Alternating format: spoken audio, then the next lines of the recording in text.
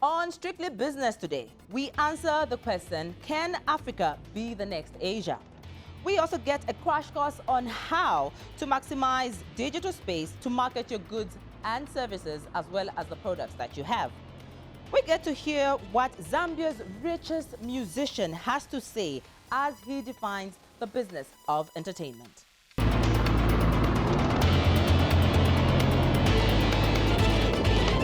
Thank you so much for joining us. This is Strictly Business with Judy Ngulube. We start off with a question that has been posed on an online platform, Deloitte. Deloitte is a provider of audit assurance, consulting, financial auditory, risk auditory, as well as tax and related services that are on this platform. They're asking a question, can Africa be the next Asia? This has sparked a very interesting conversation with various people who are stakeholders in trying to see that the developmental process and the developmental trajectories of most African countries are at a level that they need to be. There are various opinions coming on. But on Strictly Business, we're excited because we are talking to Mara MICHELO of Jacaranda Hub. We want to bring it closer to home to make sure we understand if this is possible, if the developmental processes they are talking about can actually be faced in reality. I joined Mara on Skype. Mara, how are you? I'm very well, Judy. How are you doing? I'm fine, thank you. Is Africa's development inevitable? It is inevitable, with a lot of pipeline activities, I think, putting into consideration policies, but also deliberate development actions that need to be put into consideration. And I think for the larger population to start taking responsibility and action towards the development of Africa. I think for a number of countries, the economic and social development has been left to government, which has placed a developmental burden on governments, but also looking at the high issues of corruption that is taking Africa backwards. So is it inevitable? It potentially is, but can we achieve it through what's happening right now in the African landscape? Maybe we are very, very far away, and it will require the younger generation taking center stage and rising up to the occasion and taking action and taking responsibility and also aspiring for office, so that then we can have the transformative thinking, the innovative thinking, sitting in office and making decisions for everyone to benefit from the growth of Africa. All right. Now, if you do a comparison in terms of the developmental process of what Asia has been through in the last 3 decades as compared to what the most Western countries went through, I know there's that, traditional developmental process of industrialization stage, then you come through to the takeoff, drive to maturity. But for Asia, it hasn't been that conventional. It's like skipped from third world country to first class. How can that happen for Africa? How can that happen for Zambia, knowing that we are within the continent? Is it possible? It is possible, Judy, because if Asia did it, I think we're quite capable of doing it. But then it will require a concerted effort towards creating those deliberate, strategies to get from third world to first class nation. You talk about deliberate policies. You talk about deliberate policies, Mara, but we have development economists who are calling something resource curse. The resource curse being the fact that I'll talk about Zambia. Diversification in Zambia is difficult, and having to depend on maybe one natural resource is also an issue. And I know that Jacaranda Hub has various interactions with entrepreneurs, be it startups or all those that are already established. Are entrepreneurs being diverse? We need to look at what is limiting diversification. You see, without diversification to manufacturing and services, long-term developmental prospects are always bleak. okay? We need diversification, but then what are the ecosystems that we need to develop that would then transform what we're calling diversification into, tangible business opportunities and therefore revenue for the country? So entrepreneurs are trying to be diverse, but the ecosystem or the environment itself is limiting in some ways. So government is moving one direction, the entrepreneurs are moving one direction. So the challenge there is that there's no emphasis or deliberate focus on market development for some of the products that are being developed, and then there's no bilateral agreements that would then foster those opportunities or opening of markets, the cross-border trading, the Africa continental free trade, movements that we're trying to build. If there's no conversation from government to government, there won't be doors opening for us to have a market for the products that we're creating through the goal of diversification. So it's a whole big conversation. And if you look at Asia, one of the things Asia did very well, and that's what actually propelled their growth, is that they then created incentives for market penetration. Where is most of Asia's products going? The United States, who is a very massive consumer. Africa, who is a consumer-based, continent. So if we're going to say diversification and we go into manufacturing and product development, do we have enough markets that are taking our products and thereby then creating revenue, but also value chains? We are not moving products from raw materials into finished products and then gaining the most value. We are comfortable with selling raw materials to different countries that come and sell back the products to us at a much higher, rate, because they've added value to that product. This is so definitely it's a whole. Sorry. This is definitely a conversation that really can go on. How I wish we had more time, but it's an ongoing conversation. We will be calling you again, Mara. Appreciate you coming through. Thank you, Judy. You're watching Strictly Business, talking about concerted efforts. A two-day United Nations Economic Commission for Africa UNECA meeting was recently held in Lusaka, Zambia, that attracted slightly over 10 United Nations members to discuss effective policies and strategic policies as well related to private sector-led growth and job creation, especially in relation to COVID-19. The 26th meeting of the Intergovernmental Committee of Senior Officials and Experts of Southern Africa took place virtually in Lusaka.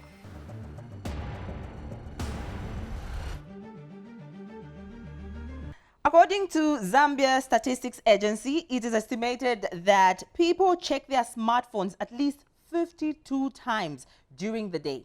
Now, 71% of these are small to medium-sized businesses, and they use social media to market themselves. And those who do so, 52% post at least daily. I have CHABALA MUKWASA, a digital marketer, in studio, and we talk about how to maximize the digital space in the 21st century. Thank you so much for coming to Strictly Business. How are you? I'm okay, Judy. How are you today? I'm all right, thank you, CHABALA. Now, we have something called Africa Rising. Africa is on everyone's lips today. And of course, this is not different from Zambia. So these countries are being seen as virgin markets. We hear people coming into Zambia trying to invest, and they say Zambia has got the virgin markets, and it's got the appropriate population to do this, because you have enough people to buy, you make the money. You have enough people to invest, you make the money. Your products move with the population. Where does the digital market settle in all this equation? Where does it settle? Judy, I'm very excited that we are now talking about digital marketing, because for a very, very long time, us marketers have delved into the traditional marketing. I'm not saying there's anything wrong with traditional marketing, but we thank God for COVID, because during COVID, we saw what it is like to live in a space where you're not seen. So it's either you're seen or you're not seen. So what we are having today is people who have products and people are going to buy. Like a typical example is Tuesday Market. We have seen farmers who've got great products, they take their products to Tuesday markets and buyers go there. But with digital marketing, you don't really even need to move. People will find you where you are. What is important is you position yourself very well. You remind people that I'm here and the market will follow you. Someone would ask that, you know, the traditional marketing hasn't really, you know, like disappeared, but it still gets to the people anyway. So why make the fuss about digital marketing when if I put in a newspaper, if I put a billboard, if I put an ad on any media, I'll still get my the population and the target audience that I want? Well, that is a relative. Yes, we used to, we still do, but the advantage with digital marketing is the fact that you have analytics to show you how many people saw your advert. You have interactions. So it's like you're getting direct feedback. Yes. This means that we've already jumped a stage in marketing where we're looking at a marketplace as a place to go to buy. Now you can be in your home, you brand your product, and people will come for it. We have what we're calling virtual products. If I have, for instance, if I'm a fashion designer, I don't really have to have a shop at Manda Hill, for instance. I can save myself some money for rent by just packaging my products very, very well, post it on an appropriate platform. You will have people to follow you, respective that you know exactly who your target market is. If you've done your segmentation very well, since you're talking traditional marketing, pardon me, maybe I can zone into the technical terms in marketing. What is important in traditional marketing is important in digital marketing also. You have to segment your market. By segmenting, we mean you have to divide your market into a market that you can serve effectively. You have to know who your target market is. Same thing with digital marketing. We have Facebook, we have LinkedIn, we have Twitter. You can't be everywhere, and you can't sell your products to everyone. You should know exactly where your target client is. You said, Judy, that on average, the number of statistics, blah, blah, blah, people are viewing social media. So it's not, they're not on all platforms all the time. There are some people who are on Facebook at a specific time. There are people on Twitter at a specific time. So what you should know as a digital marketer is, where are my clients? But are Zambians maximizing this? I think young people are doing very well, but in a wrong way. We know that digital spaces are there, but we are not taking deliberate moves. Maybe we should have crash courses in marketing, for instance. I was talking about technical terms like segmentation, positioning yourself, and targeting. By this, I mean you should know exactly that my clients are on Facebook. So what I'm selling is for Facebook. My clients are on LinkedIn. If I put my products, which should be on LinkedIn, on Facebook, it might not sell. Because you know, these digital spaces have personalities. We know for sure that LinkedIn is for professionals. And if you are like me in training and consultancy, you know that LinkedIn is a place for you. Even how I package my products will be different from how I package it when it goes on Facebook. So those are the deliberate things that will set you apart. Those are the deliberate things that will bring your clients home to you. Yeah. But another thing, straying just a little away from, you know, digital marketing is, you know, trading on marketing. I've heard things like, I bought a dress. It looked like this online. Yeah. But when it came, when it was Quality delivered, assurance. it was totally different. Quality assurance. Yeah. Security issues and, you know, being very assured as a client, as a, you know, somebody who's buying something online. How does that work? Yeah, this is why when you asked me if we are maximizing as Africans, I said we might, but in the wrong way. Just because I can go on social media and I have a following, it doesn't make me a marketer. This is why I think as much as we are doing these youth empowerment programs, we should factor in the professional digital marketing. It's not what you have, it's how you package it and how you present it. You know, it's like TV. It's make-believe. If people are coming to buy this thing, you should package it in such a way that it should be attractive. But bear in mind that you need to go and sell to those people tomorrow. So if you're going to deceive them today, they'll buy, and a stitch in time saves 9. So if you deceive one person, you will sell today, but tomorrow there'll be no repeat purchases. So you don't even have returning customers, isn't it? Yes. So in winding up, Chabala, your 101 on digital marketing or maximizing space, it can be in 5 words? In 5 Am words. I putting you in the corner? 1, 2, 3, 4, 5. 5 words. So in 5 words, yes, you have a good following. People are following you, but be deliberate. You should know your clients. You should segment your clients, and you should avoid deception. Because the problem with digital marketing, you lie once, you lose them forever. So you should be in that space where you create your own clientele and you keep it. Read more about relationship marketing so that you don't have to sell. You have a lot of referrals. I've had spaces where I sell one product, and because people experienced it, the quality you're talking about, the quality assurance, there's a lot of fraud. So just make sure that you take all those things into consideration. All right. I appreciate you coming through. Thank you, Judy.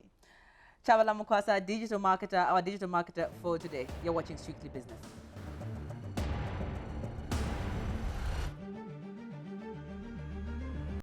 And now getting into the business of energy. To stop the trend by some people who have been taking advantage of the artificial shortage of fuel by buying in bulk and reselling the commodity on the black market, the Energy Regulation Board, ERB, has engaged police to put a stop to the vice. ERB Director General Langiwe Zulu says fuel vendors are buying off the commodity at service stations immediately it arrives and storing it in containers for resale. She added that some cases the vendors are threatening to burn down the service stations which attempt to stop them from buying the commodity in bulk. She said this while paying a courtesy call on the Southern Province PS, which is the Permanent Secretary Mwangala Liyomba. Still to come on Strictly Business. What can you do as a Zambian entrepreneur to impact positively on the Kwacha's performance against other foreign convertibles? You get to find out. And meet Presingandu, who says applying some business techniques do not differ, especially when it comes to formal, informal, a business on the street, or an upscale business. So that's why I didn't business and support. Going to bed without reflecting on the news items of the day? Without appreciating the business matrix of the day? Oh, come on, you must be joking. Hey, but wait, we will make you laugh. Yo! After 9, a late night cocktail of current affairs, business, and everything in between. Less with humor. After 9 with Brian Mulamba. Good TV taking you to bed. Exclusive to TV1.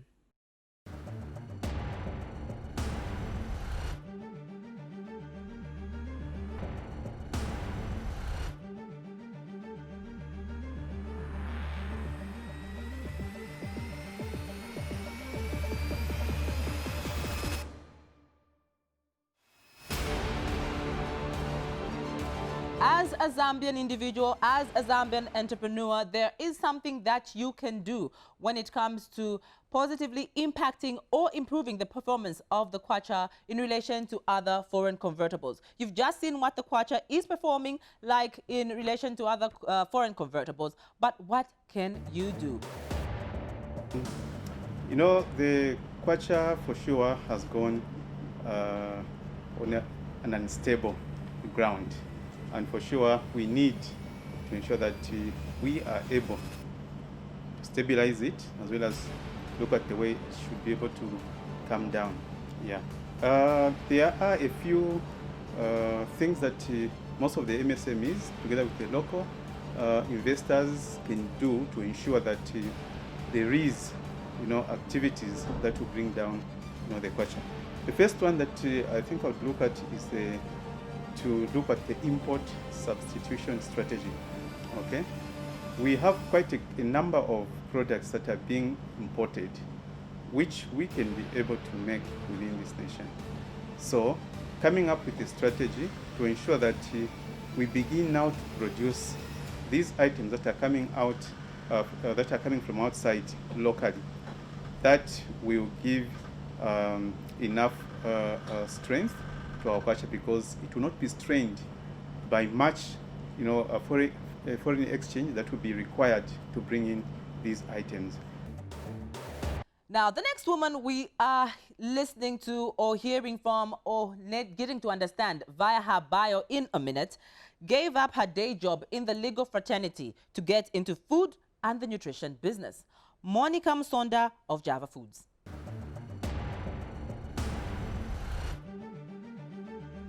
Monica MUSONDA'S entrepreneur journey has been interesting, from advocate to real food pioneer. She was an international lawyer, worked in private practice. Among a number of renowned entities she worked for is Dangote Industries as Director Legal and Corporate Affairs. Her experience working with Africa's most successful entrepreneurs like Aliko Dangote, combined with her business lessons she learned, gave her the impetus to start her own business. She moved back to Zambia, looked for opportunities, and identified that the country had a surplus of wheat, which stimulated value-add ideas. She now provides affordable nutrition to the mass market, processed wheat into instant noodles and pasta. This resulted in her company, Java Foods. The first processing plant to be commissioned by the company went live in 2014. Monica today is winning recognition around the world for her innovation and leadership.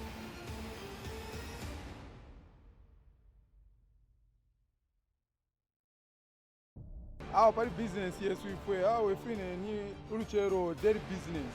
Before uruchero nga tuwaise fine, tuambo kutantika, tuawo kuma order, at least bine ile balance. Per week, sininga kambe per week, every day, tuwa inuka kwa limbi na 500, limbi na 200, limbi na 300. Limbi na 100 kwa chachima konga chena business mwamene ya ende. Icharengere tuingire mshu business, gatu wali monati. Abantu abengi mzambia ni sapato sho bafuwa okufara ekintu icho umuntu afuwaira ambo kumwena kukuru ata afara ya bwanjija. So that's why twalingira muri business ya sapato, because business ya sapato oli onse ni sapato afuwa.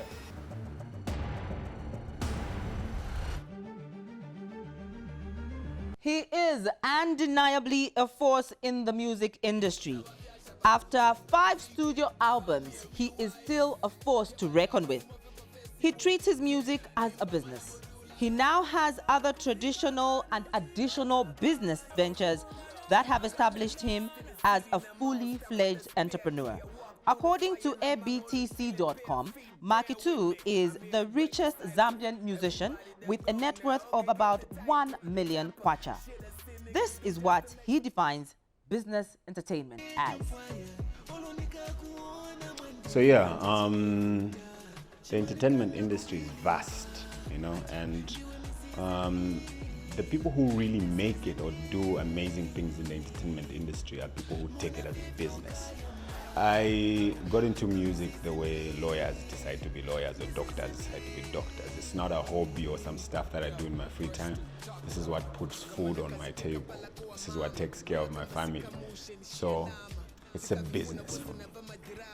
And that's the definition of what we do. The entertainment business. Bless. You are watching Strictly Business with Judy Ngulube. Is getting an investor into your business literally giving up your idea or that business itself? This could be a myth or a fact. We get to talk to Namaya, and she either breaks this myth or tells us that it's a fact. Watch this.